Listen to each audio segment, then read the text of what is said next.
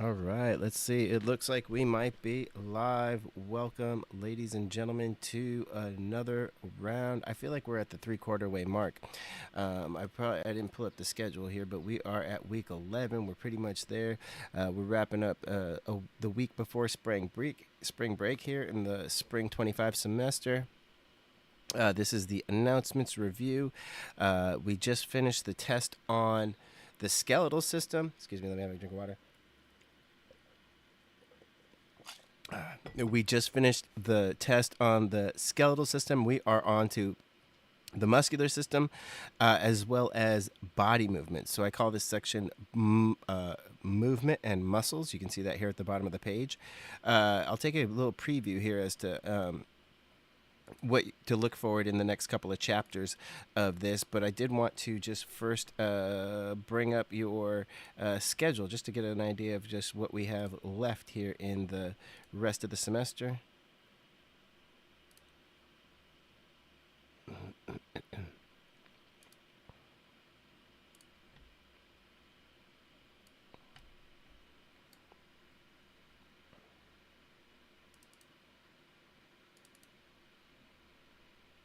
All right.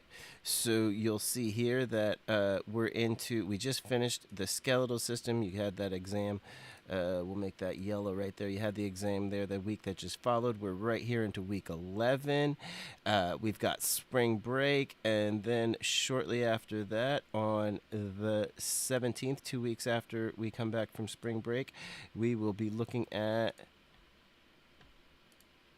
an exam date on the weekend of April 17th, right? And so we'll be looking at the muscular system, joints, bodies, and articulations here this week, as I mentioned, as well as the muscular system, get more into the muscular system. And then the final is going to be non-comprehensive, but just over the nervous system, right? You can see that the nervous system is going to be a big chunk of that. Is going to be the majority of the final there. You'll have both the practical and the multiple choice questions and that as well. So there it is, two parts, right? You've got the muscular system, including some of the body movements, and the nervous system left to review here in Anatomy 201. So, like I said, the big things here are going to be first starting with body movements and muscles. So, we talk about chapter 9, where we're going to look at some of these joints, articulations, and movement.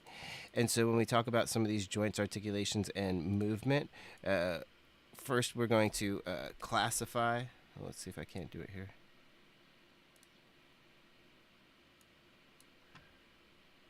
We're going to classify. Oh, excuse me, I see where I did wrong here. First, we're going to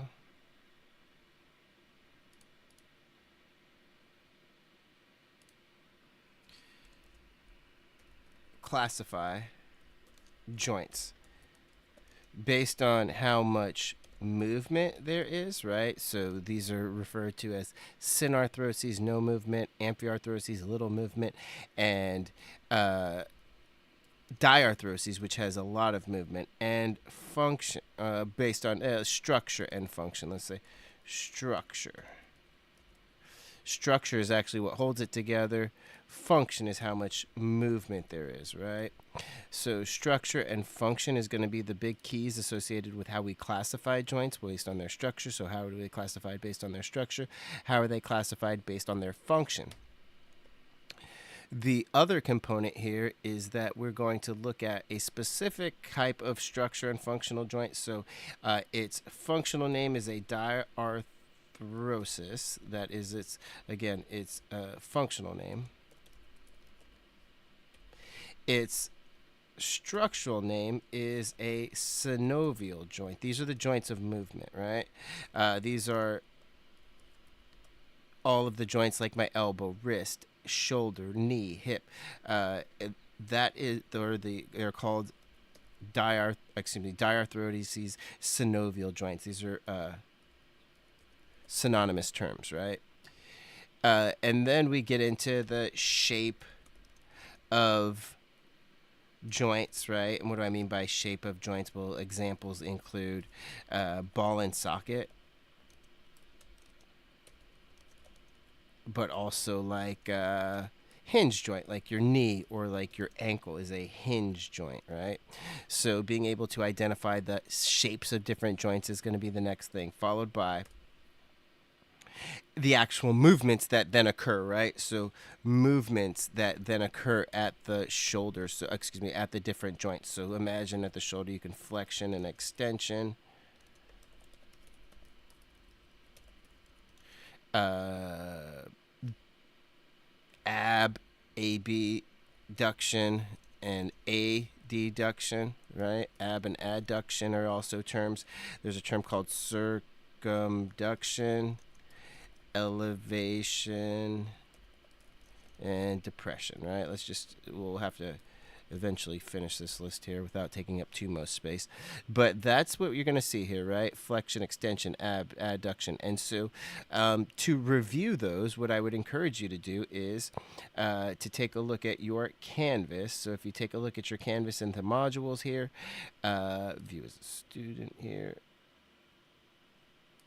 into Canvas underneath modules here, what you're going to find is that there's a slide called body movements. These are the body movements that you'll be used for testing, right? So as you go down here, you'll see that there's different body movements, and so you will be asked to identify. And so you're going to tell me what is like the joint that's moving. So you could say it's cervical extension or cervical flexion or cervical rotation, right? Or you could say head rotation. What is the bone that's moving? So in the case of, let's go to like the elbow. Let me think of the elbow here. Elbow is probably a good example to help us with. You can see that the elbow is extending. It's extending in this case, so elbow extension. Or you could say forearm extension. You can see how it's the bone that is moving, the forearm extension there. So again, in this case, you could say elbow flexion or forearm flexion, right? Like those would be okay in my book if you're trying to identify those types of ideas. But again, that is going to be chapter 9, looking at the different joints, articulations, and movements, specifically the movements. That's going to be a big part of the practical that you'll be tested upon when it gets to that section there, right? The next part is going to talk about the muscle as a tissue. So muscle tissue is going to be an important topic to go over. Sorry, I'm looking for my slides there. Okay, so muscle tissue is going to be a big topic to go over here. As it relates to muscle tissue, what you want to identify is, remember that some of the histology, right? So the histology of muscles, and remember that there are 3 different types of muscles: cardiac muscle, smooth muscle, and skeletal muscle.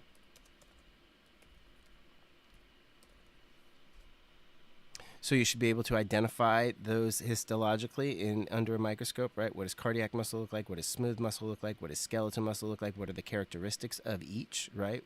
2 of those are voluntary. 2 of those are involuntary. 1 of those is voluntary. Then really skeletal muscles take stage. So the microscopic, we kind of get into the microscopic anatomy of skeletal muscle, all the way from the myofibril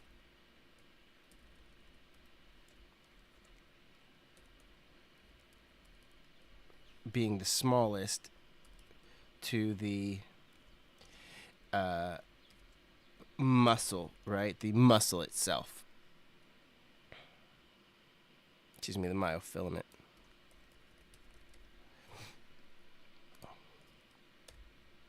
This also gets into the steps of a skeletal muscle contraction, right? Skeletal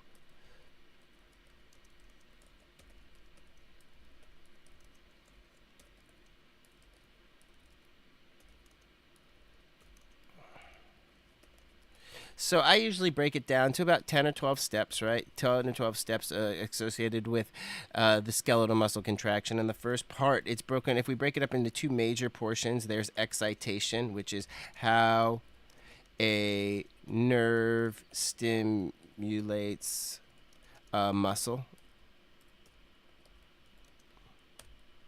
The second part is excitation, contraction, coupling, and this is the steps from nerve stimulation to actual muscle contracting, right? To the actual muscle. So there's a brief period where there's a few steps that are occurring in which the coupler named calcium is what's necessary, which is required to actually stimulate the muscle to contract. And that's actually housed in its own compartment inside the skeletal muscle, and so that has to be released. And so that's kind of how that is released, is the steps that occur in the excitation, contraction, coupling. And then the last part is called the cross bridge cycle. These steps include the components of power stroke, which include a power stroke, which is actually the mechanism by which the myosin heads pull the actin in towards the midline, right? So the goal here is the idea of a skeletal muscle contraction. And that's chapter 10. And then finally, we finish off with chapter 11. And when we get to chapter 11, let me not finish that here. Let me continue here on chapter 10 by identifying the components that will be helpful for you here. So if we get back into modules here, remember that there's supplemental material here for joints, articulations. You'll see specifically the body movements here. That'll be helpful. When you get into the chapter 10 material, it is going to be these things, these videos here. These videos will be extremely helpful in terms of identifying the steps of a skeletal muscle contraction. You can see here, we'll click on the video there, and you'll see the steps of a skeletal muscle contraction. Each video is only a couple minutes long, but you can see that, I'll jump in towards the part here. You can see that, again, there's a specialized neurotransmitter that's released. This calcium channels are stimulated inside of the synaptic bulb, and then the acetylcholine, the neurotransmitter, is released, right? So identifying those different parts of a muscle contraction is going to be that's the excitation part of it, and watching those videos is going to be helpful.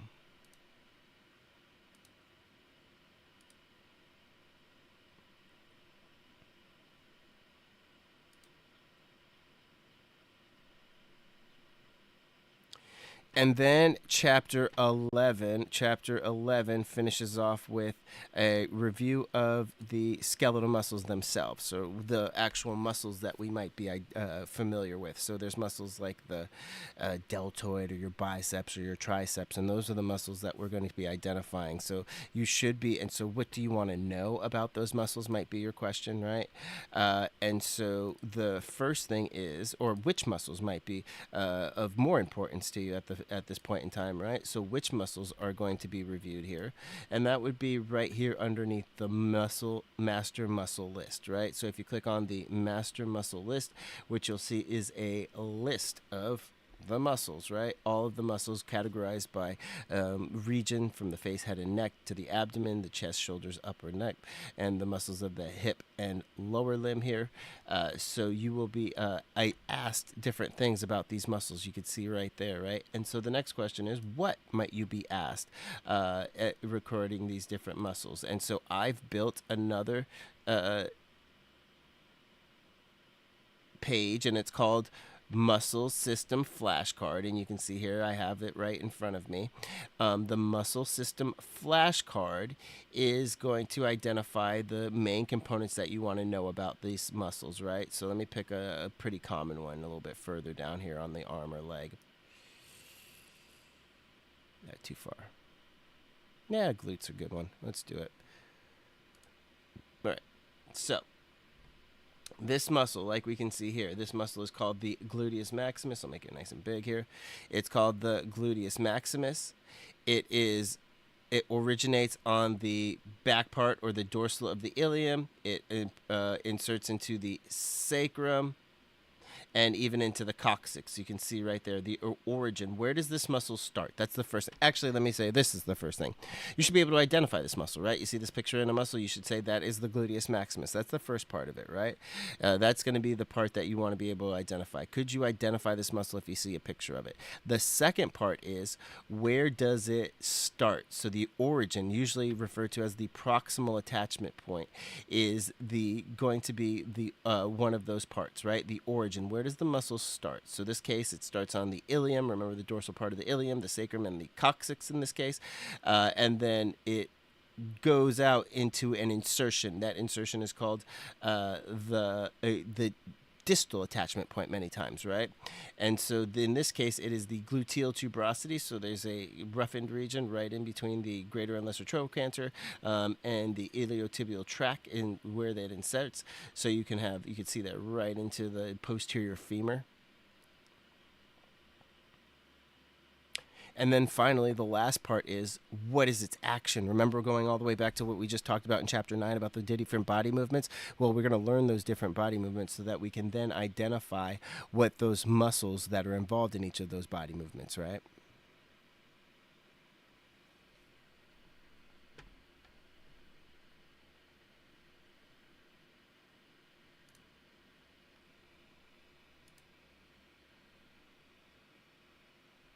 And so that is going to be the big part about those muscles, right? An agonist is the muscle that's primarily responsible for emotion. So identifying the agonist for a certain muscle, for a certain movement, means identifying the muscle that's most responsible, right?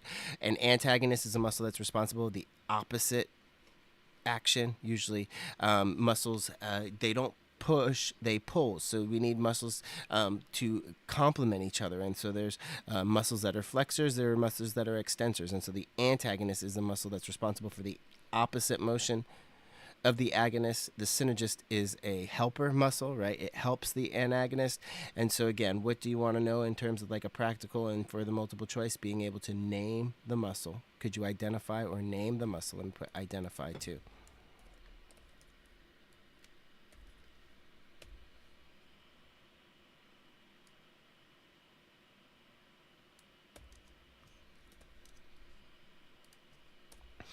Then the particular muscles is it, can you identify the origin or the proximal attachment point, the insertion or the distal attachment point, and as a result of those muscles, acting upon the bones that they attach to, both the origin and the insertion, what is the resultant action as a result of that, right? That's the main concept associated with chapters 9, 10, and 11, right? So as you can see here, we'll get into chapter 9 where we talk about joints and body movements. Chapter 10, really in depth about the physiology and the structure of skeletal muscle. And chapter 11, the actual muscles themselves. What do they do? Where do they located?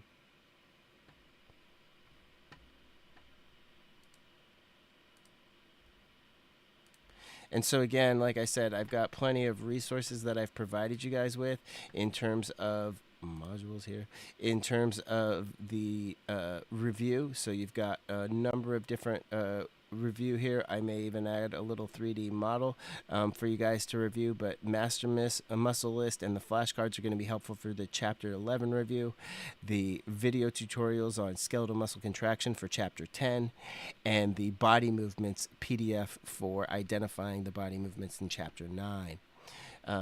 Yeah, I think that's good, guys. About 20 minutes in, and so I will bid you adieu here as you guys continue on, finish hard into the last of the semester here. You're doing great. I encourage you guys to continue up the hard work and finish strong as we get in here. Have a happy spring break. That's right. I won't see you guys until after the opposite side of the spring break, so have a great spring break. Be safe and careful.